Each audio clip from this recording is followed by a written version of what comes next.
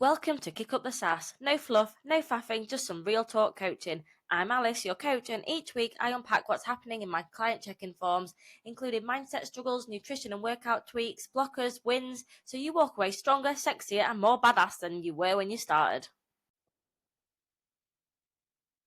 Hello, this is the check-in form feedback from Sunday. There are some really good questions on it. I actually can't wait to get stuck in. A lot of food questions. So I'm going to start with a quick one, which I did answer within the group in the chat, but I'm just going to answer it again on this in case anyone missed it. So the question was about, should you include the weight of the barbell? So when you're using the long 20 kilogram barbell in the gym and you add plates to it, should you include the bar weight or just the plates? You should include the bar weight. You are lifting it. You are lifting it. Don't do yourself out of 20 kilos. Some gyms have 15 kilo bars as well to help like with progression. Obviously 20 kilos is quite a lot if you're very new to the gym. So some gyms have a 15 kilo one and it'll say it on the end. The 20 kilo ones should say it on the end, but if it doesn't say anything, it's 20. And the 15 ones will definitely have a little markup on the end saying it's 15. Yes, include it. So probably a lot of PBs this week when people realise they've not been counting a 20 kilo barbell as part of their lifting weight. It absolutely counts. But I did like that question. It's a good one, and it's something that I guess for me, someone who goes to the gym a lot and has been going to the gym for a long time, but was also shown how to lift by powerlifters, it didn't occur to me that that would be a question for somebody else. So I'm really glad that one came up because I'm sure that other people were wondering the same. Next one is breakfast ideas. So this lady says she's been grabbing breakfast biscuits, which she knows aren't the most nutritious.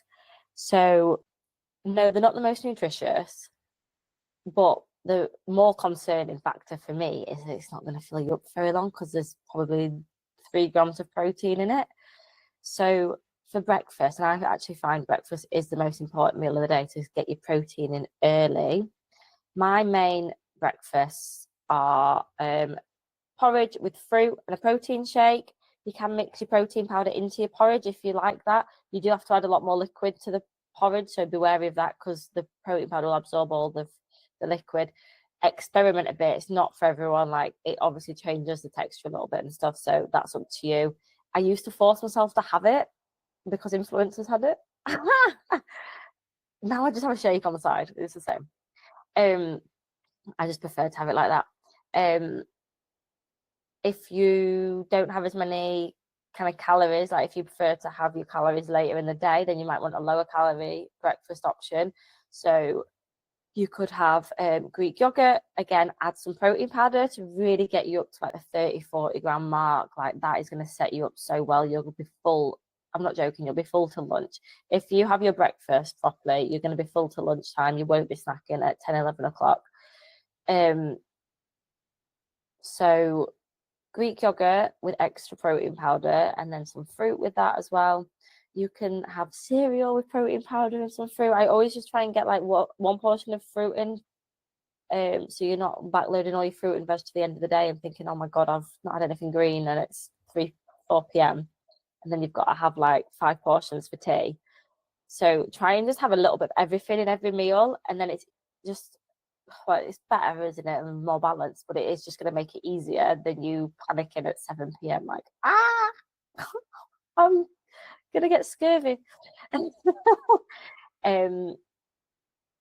Yesterday I actually had a slice of Marmite on toast with a protein shake because we didn't really have much fruit and I couldn't be bothered to make porridge.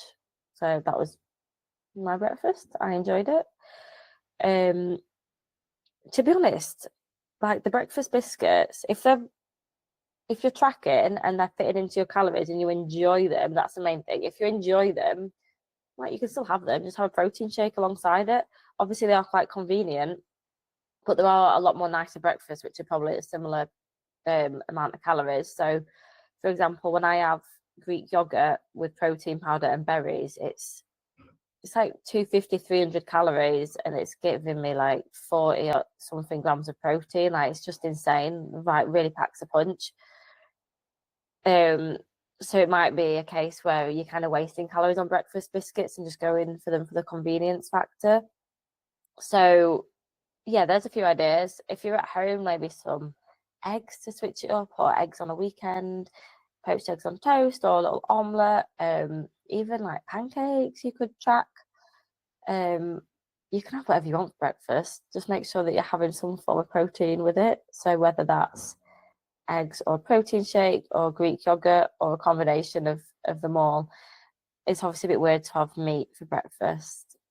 And I'm not weird to have, like a bacon sandwich on a weekend, but I think if you're in a meat eater, it's quite good to not have meat for 3 meals a day and better for the planet.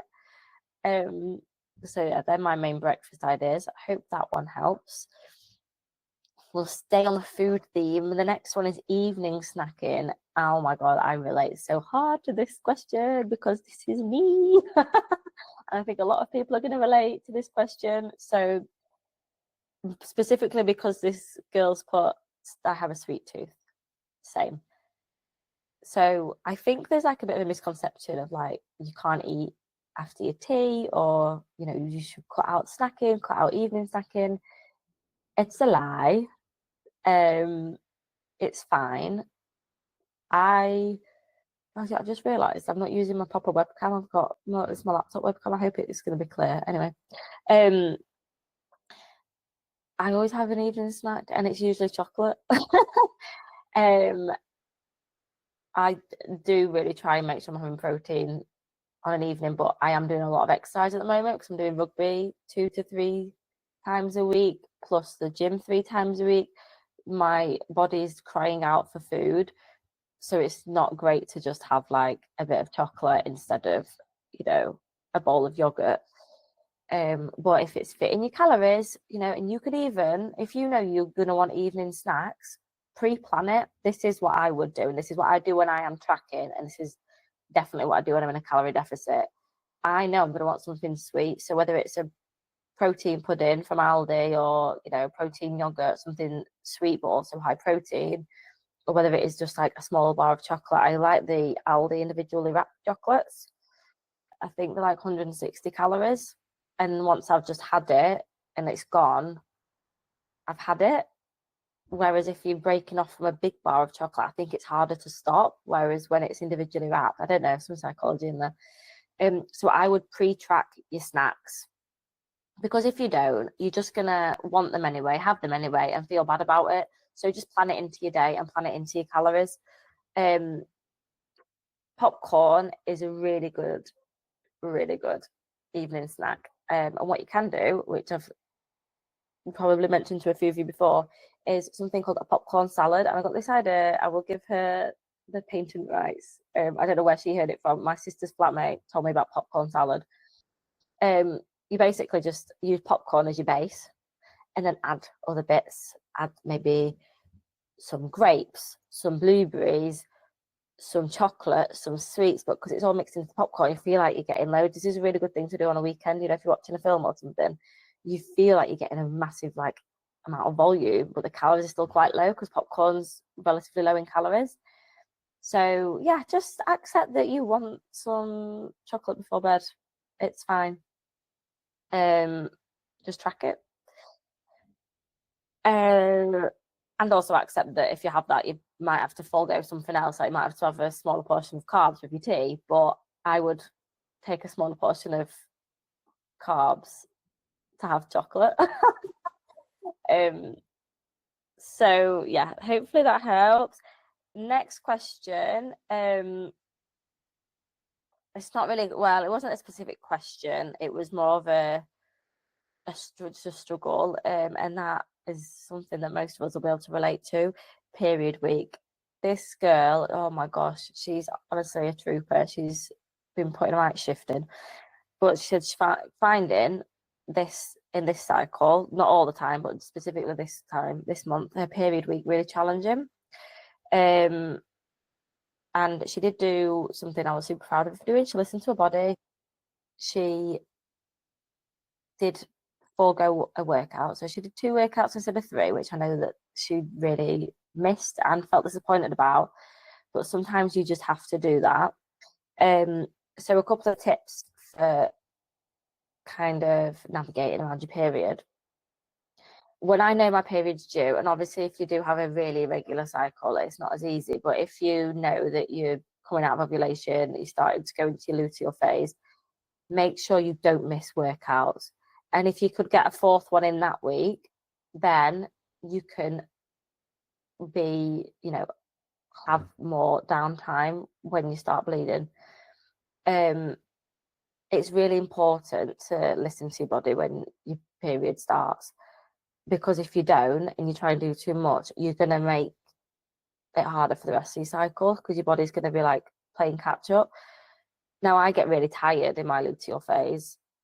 Once my period's started and I'm about 2 days in, I'm kind of all right again. So I think listening to your body and maybe making notes so you know.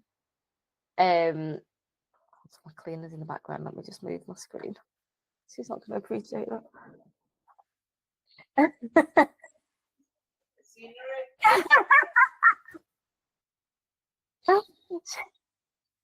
Let's just have a look out in my back garden. Oh God. Where was it? What was I saying? Yeah, when I know that after I've had like after I'm 2 days in, like day 3, 4, I'm all right again. It starts to just like get better again. So I'll probably just accept I'm not going to the gym on days 1 and 2. Try and do some walking, try and rest, which I know working with children is not always possible. But just have a slightly earlier night. Like if you really have to go to bed when the kids go to bed, you will thank yourself for it. If you can't rest during the day. When I say rest, I don't mean you don't need to like be asleep, but taking time to sit with a cup of tea rather than just constantly running around. What was the other thing I was going to say? Oh, increase your food intake. So, we can get really like snacky on our periods, and especially chocolate monster. I would consider allowing yourself an extra like 100 to 200 calories, at least for a few days. It probably wouldn't even bring you all the way up to maintenance, but it will make it easier to adhere to. So you'll still be in a calorie deficit overall for the whole week if you just do it for a few days, but it'll just mean that you can adhere to it, and it'll just give you a little boost of energy, because your body's obviously working harder while you're bleeding. So the other thing I wanted to say, I think that was like the most. Maybe that was everything. She's already listened to her body. Yeah, increase food intake, and it's probably going to be via carbs, because most of us crave carbs when we're on our period. I think that's it. Be kind to yourself. It's really shit time. I'm trying not to go for a PB. I do think like sometimes you can create, and this girl isn't doing this. I know she isn't. She was desperate to go to the gym because she's now a lifting addict. But it can be really easy to fall into a trap of it being like a self-fulfilling prophecy, of like telling yourself, oh, my period's due, I'm going to feel like crap, or oh, my period's due, I won't be able to go to the gym, I won't be able to lift heavy. But like, you might be fine. By telling yourself you're going to have a rough time kind of makes you have a rough time. So unless you're actually having a rough time, like, just carry on with normal things, and just be aware that in any workout you might have to reduce your weights for whatever reason, whether it is because your kid's been up all night or just because your period's due. If you're always just conscious that might happen, then it's fine. Like, it is nice to hit PPs, but it's probably not going to be every single time you're in the gym. It would be fun if it was. Yeah, so I think that's the main things for that. Okay, they were all the questions on the check-in form this week. Some really good ones. I'm excited for next week already. This is fast becoming my favourite time of the week, so thank you guys. Okay, bye. And that's your weekly Kick Up the Sass. Now go and take action, stay strong, stay sexy, and if you've not already, scan the QR code and come and say hi to me on Instagram. I love hearing from you. See you next time.